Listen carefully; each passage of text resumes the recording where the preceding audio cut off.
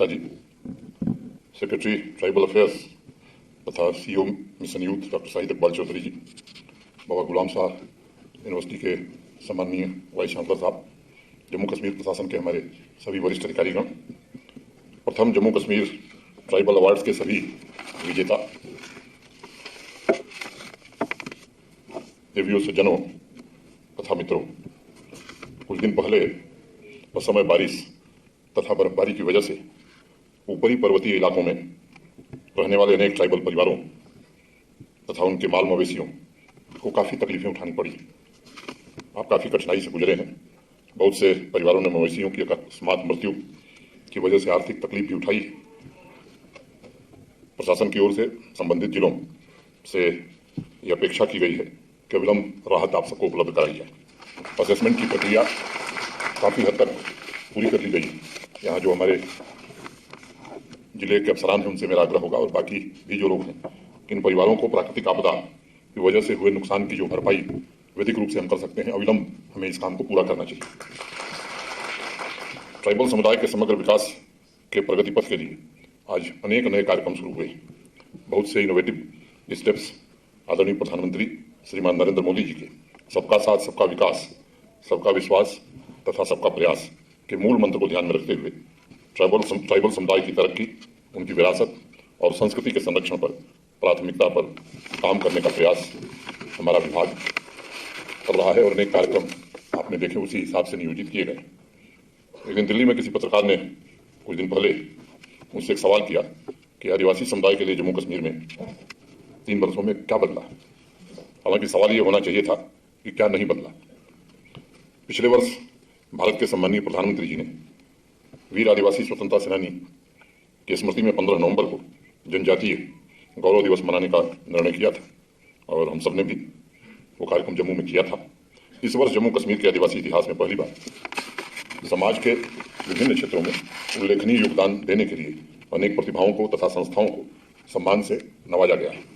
आज इस मोड़ पर खड़े होकर यह देखना और सोचना आवश्यक है कि आवाम को पोषित करने वाले राष्ट्र निर्माण में लगे आदिवासी समुदाय के हाथों में पहले पुरस्कार क्यों नहीं जाते थे। संविधान में उल्लिखित न्याय, स्वतंत्रता, समानता के मूल सिद्धांत जम्मू कश्मीर की ट्राइबल आबादी के लिए क्यों नहीं मुहैया हो पा रहे थे। डॉक्टर जबीर अहमद साहब हों, जावेद राही साहब हों, या नई पीढ़ी के हमारे नौजवान साथी हों या बच्चे बच्चियां हों, क्या उनको उचित पहचान तथा मान्यता मिल पा रही थी, ये विचार करने का विषय।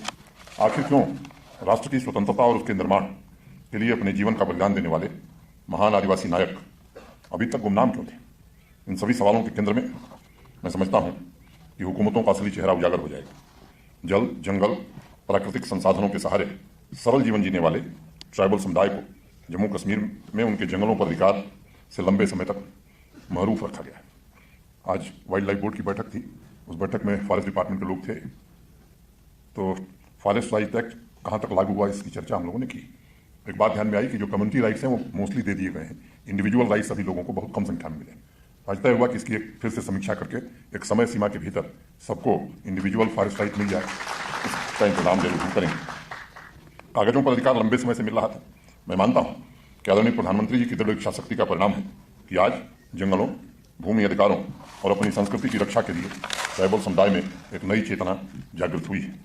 प्रधानमंत्री जी के नेतृत्व में जम्मू कश्मीर में दशकों से उपेक्षा और भेदभाव का शिकार हुए ट्राइबल समुदाय को आवाम की बराबरी का हक दिलाने की कोशिश ईमानदारी से की जा रही है। पहली बार उन्हें राजनीतिक दृष्टि से अधिकार संपन्न बनाया गया है ताकि आने वाले भविष्य में अपने समुदाय के भाग्य की रेखा वो स्वयं खींच सकें। देश को आज़ाद हुए 75 साल हो गए हैं।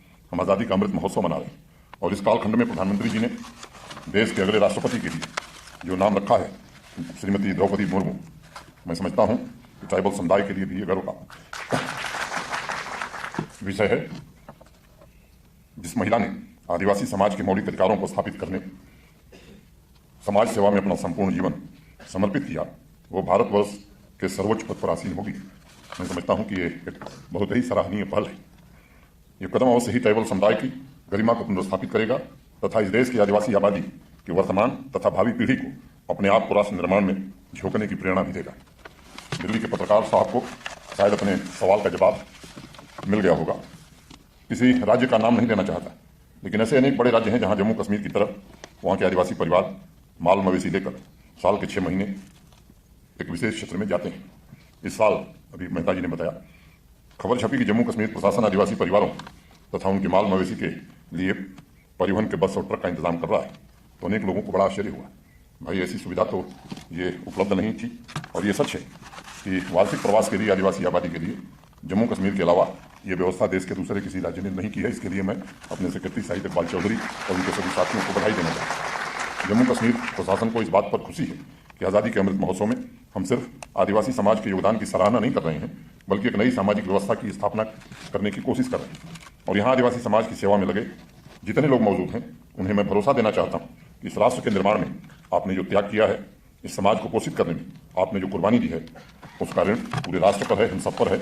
और सामाजिक समता और सामाजिक समरसता पर आधारित व्यवस्था निर्मित करने के लिए जम्मू कश्मीर प्रशासन पूरी तरह से प्रतिबद्ध है।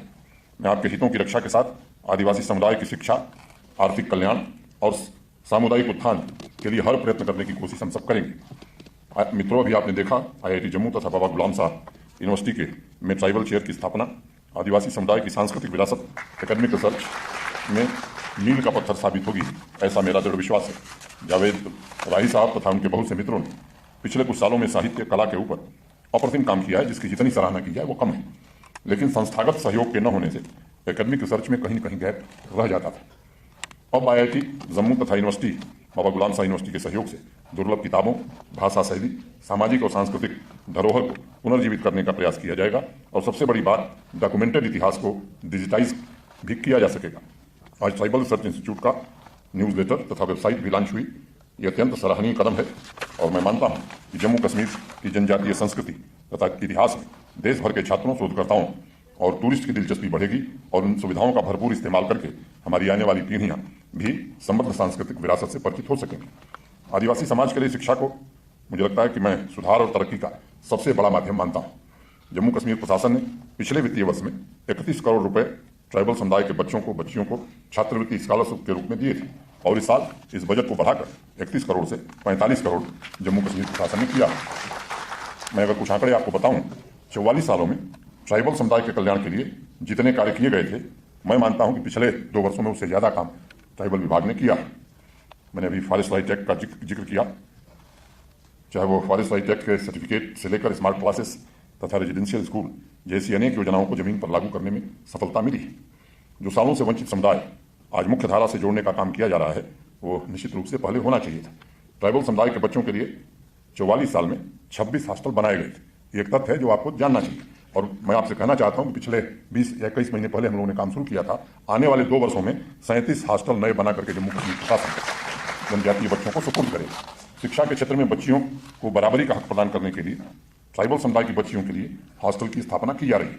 पिछले साल नवंबर में ही ट्राइबल एरियाज में 100 स्मार्ट स्कूलों की स्थापना का संकल्प लिया गया था। और मुझे आपको बताते हुए प्रसन्नता है कि इस वर्ष मार्च में ही ये सभी 100 स्कूलों को स्मार्ट स्कूल के रूप में तब्दील कर दिया गया है। अभी 100 अन्य स्कूलों का काम चल रहा है और उसके साथ ही ट्राइबल गाँव में स्थित स्कूलों के इंफ्रास्ट्रक्चर को भी आधुनिक बनाने का काम हम कर रहे हैं। इसके अलावा स्कॉलरशिप में भी वृद्धि की गई है। पहले मिडिल स्कूल तक के बच्चों को 450 से 675 रुपये सालाना स्कॉलरशिप दी जा रही थी। इसको बढ़ाकर अब जम्मू कश्मीर प्रशासन ने 2400 रुपये सालाना कर दिया है। टेक्निकल कोर्स तथा पोस्ट ग्रेजुएट स्टूडेंट्स को सिर्फ 30,000 रुपये सालाना स्कॉलरशिप मिलती थी। इसे भी बढ़ाकर 60 से 80,000 रुपये तक जम्मू कश्मीर प्रशासन ने किया है, जिसका लाभ हजारों छात्रों और युवाओं को मिल रहा है। केंद्रीय जनजातीय कार्य मंत्रालय गोइंग ऑनलाइन एज लीडर्स कार्यक्रम भी आपके समुदाय के बीच हमारा ट्राइबल अफेयर डिपार्टमेंट चला रहा है। इसके माध्यम से इंडस्ट्री, आर्ट, बिजनेस सभी क्षेत्रों में प्रसिद्ध लोग डिजिटल माध्यम से आदिवासी युवाओं के व्यक्तिगत सलाहकार बनकर उनके सपनों को साकार करने की कोशिश कर रहे हैं। इस कार्यक्रम को भी जम्मू कश्मीर में व्यापक स्तर पर ले जाया जाए, इसकी कोशिश साहित्य इकबाल चौधरी और उनकी टीम कर रही है।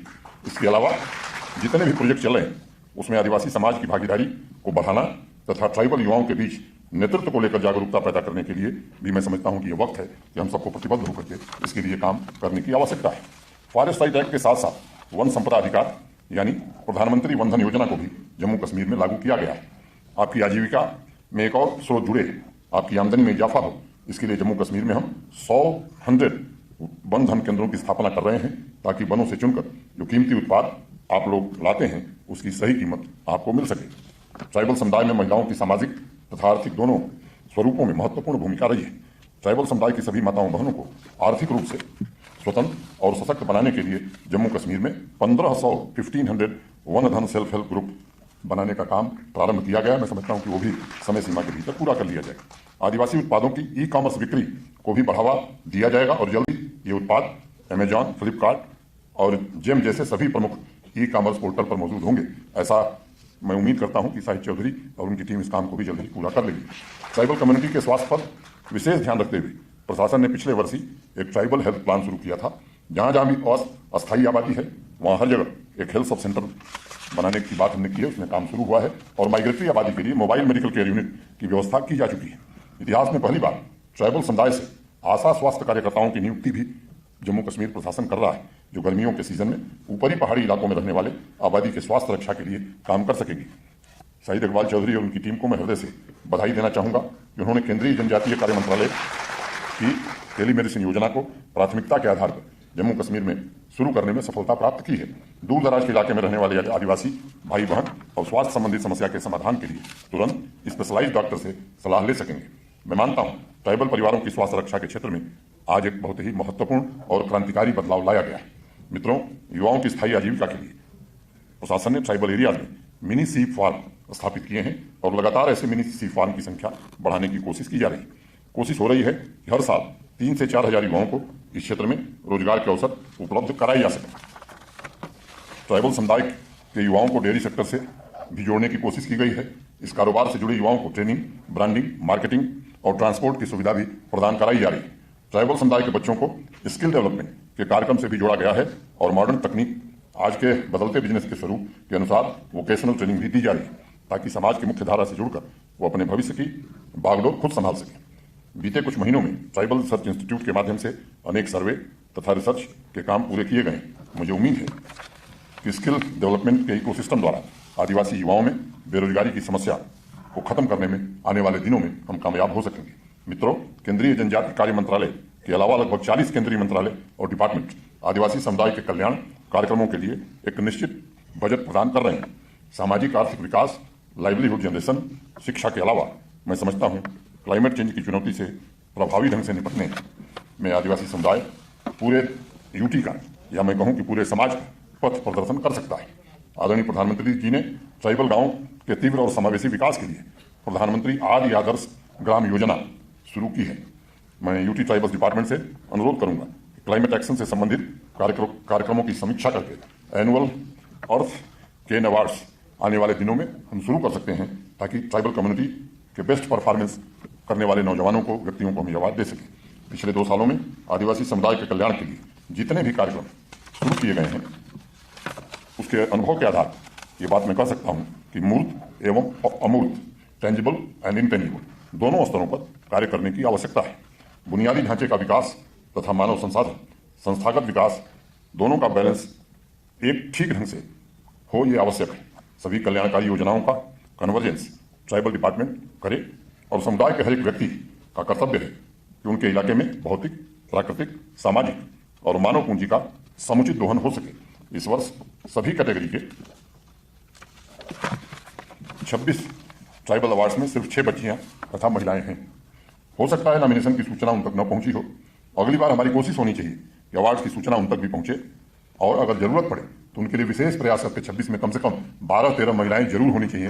ये हम सबको कोशिश करने की जरूरत है, क्योंकि अगर आधी आबादी को हम सम्मान नहीं दे सकेंगे तो मुझे लगता है कहीं न कहीं हम अपने कर्तव्य से चूक जाएंगे। एक बार पुनः सभी अवार्ड्स विजेताओं को मैं हृदय से बहुत बधाई देना चाहता हूँ। शहीद इकबाल चौधरी, उनकी टीम को ट्राइबल समुदाय के लिए किए जा रहे अतुलनीय प्रयासों के लिए भी मैं धन्यवाद देता हूँ। अभी 41 एम्बुलेंसेस बाहर से आप सबकी उपस्थिति में आपके लिए रवाना की जाएंगी, और सभी हॉस्टलों के लिए भी जो बच्चे रहते हैं उनके लिए भी वाहन उपलब्ध कराने का काम जम्मू कश्मीर प्रशासन करेगा। एक अंतिम बात करके मैं बात खत्म करूंगा। एक यहाँ बॉम्बे स्टॉक एक्सचेंज और पंजाब नेशनल बैंक की ओर से फाइनेंशियल लिटरेसी का एक प्रोग्राम हम सबने चलाया था। वो एक तरह से स्वरोजगार से जोड़ने की योजना थी। 5000 युवाओं को ट्रेन किया गया था।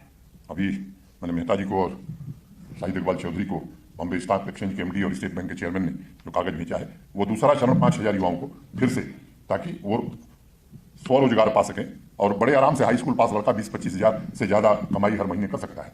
तो मैं उम्मीद करता हूं कि इस कार्यक्रम को भी जल्दी ही हम हम लोग शुरू करेंगे। और शाहिद इकबाल चौधरी से मैंने कहा है कि 5,000 में से कम 500 ये आदिवासी समुदाय के बच्चे हों, संख्या बढ़ानी हो तो जरूर बढ़ाई जाए और बच्चियों को विशेष रूप से हम ट्रेन करें, ये अनुरोध करते हुए आप सबके प्रति मैं हृदय से कृतज्ञता ज्ञापित करते हुए अपनी बात यहीं पूरी करता हूँ। धन्यवाद। जय हिंद।